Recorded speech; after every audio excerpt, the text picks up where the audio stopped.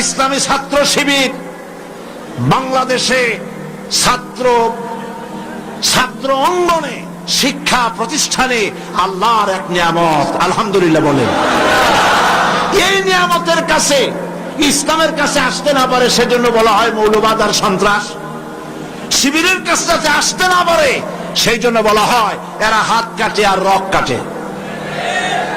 আমি বলি এই কথাটা হলো একটা চালাকি কথা। হাত কাটা গলা কাটা এইটা সহজ না পেটের মধ্যে ছুরি মারা বা গুলি করে মারা সহজ? কোনটা সহজ?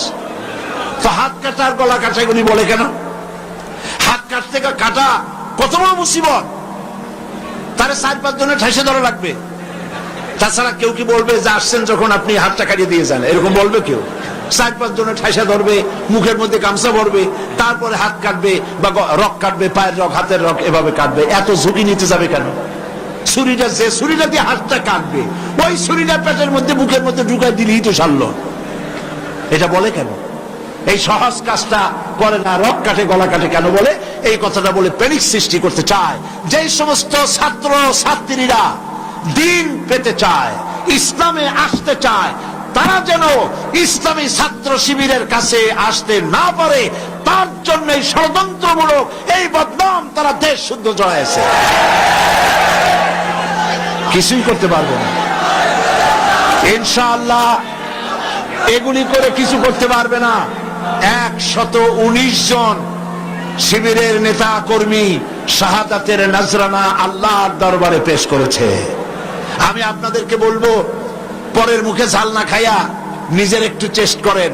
ওরা যেখানে থাকে শিবিরের ছেলেবেলেরা, এরা মাঝে মধ্যে সব্বে দাঁড়ি করে, যাই দেখবেন ঘরের পাশে গিয়া জানলার ফাঁক দিয়ে তাকাই দেখেন ওরা কি করে। এরা মাদ্রাসায় পড়ে নাই, কলেজে বিশ্ববিদ্যালয় পড়ে, হয়তো দাড়ি টাড়িও এ পর্যন্ত অনেকে রাখতে পারে নাই, কিন্তু যাই দেখবেন বস্তা ছেঁড়া হইলেও বালাম চাউলে ভরা, উপরে রং কাঁচা থাকলেও ভিতরে পাকা আম। ভিতরে যাই দেখবেন রাতের বেলা যখন তারা সব্বেদারি করে, তাহাজ্জুদের নামাজ পড়ে, সাহাবায়ে কেরামদের জীবনী আলোচনা করে আর মুনাজাত করে, সারা রাত কিভাবে ওরা কান্দে একটু তাকায় দেখেন।